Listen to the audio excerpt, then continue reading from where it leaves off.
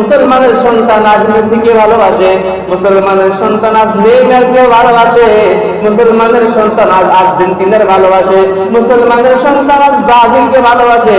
ওই মুসলমান শোনো, তুমি এই দেশগুলোকে ভালোবাসিয়া ঠিক এবং নেইমারকে ভালোবাসিয়া তুমি নিজের উপর নিজেই জুলুম করতেছ।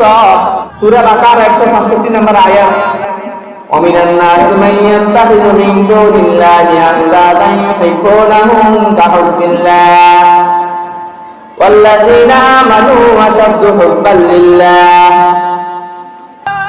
ও পৃথিবীর মানুষেরা শোনো, মানুষের মধ্য থেকে এমন মানুষও আসবে যারা আল্লাহ তাআলাকে ভালোবাসবে, আল্লাহ তাআলার সাদৃশ, আল্লাহ তাআলার মত অন্য কাউকেও ভালোবাসবে। কিন্তু যারা খাঁটি মুমিন, যারা খাঁটি মুসলমান, এদের ভালোবাসা থাকবে একমাত্র আল্লাহ রাব্বুল আলামিনের জন্য। আল্লাযীনা যালামু ইয ইয়ারাউনাল আযাবা আন্নাল কুওয়াতা লিল্লাহি জামিআ।